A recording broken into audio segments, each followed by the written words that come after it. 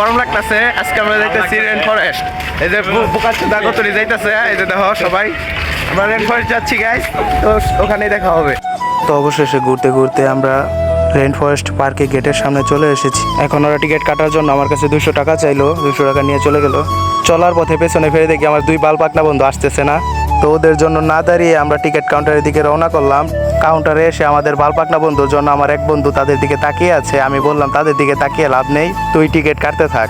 তো আর দেরি না করে টিকিট কাউন্টারের লোককে জিজ্ঞাসা করলো। তারপর তিনি বলল আমাদের এন্ট্রি হচ্ছে 40 টাকা, সুইমিং হচ্ছে 160 টাকা। যেহেতু আমরা একসাথে নিয়েছি তাই 200 টাকা দিয়ে আমরা সবাই টিকিটগুলো নিয়ে নেই 1400 টাকায়, কারণ আমরা 7 জন বন্ধু এসেছি।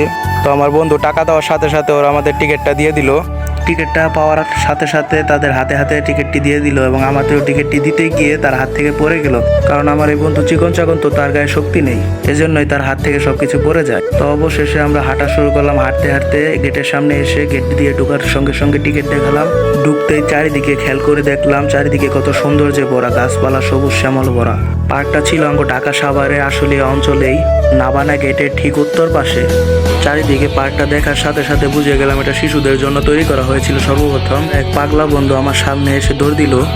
এই পার্কটিতে আসার জন্য সর্বপ্রথম আমাদের সাভারের জামগড়া এসে রিক্সাওয়ালাকে জিজ্ঞাসা করলে হবে, তারা নাবানা গেটের সামনে এসে নামিয়ে দেবে।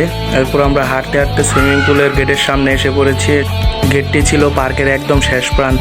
আমার বন্ধুরা অবশেষে ঢুকে গেল। ঢুকে যাওয়ার সাথে সাথে তারা টিকিট দেখিয়ে প্রবেশ করতে লাগলো। তো আমি ঢুকে গেলাম। আমি ঢুকে যাওয়ার পর আমার টিকিটটা দেখানোর সাথে সাথে তারা বলল কি ভিডিও করা যাবে না, ভিডিও ওখান থেকে করো তোমরা, তাদের ফেস আমাদের ভিডিওর মধ্যে থাকুক।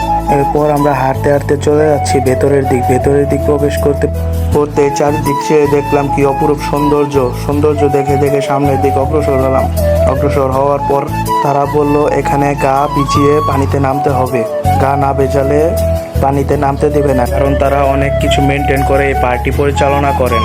এদিকে ক্যামেরা ধরার সাথে সাথে আমার বন্ধু মাথায় হাত দিয়ে পোজ দিতে লাগলো।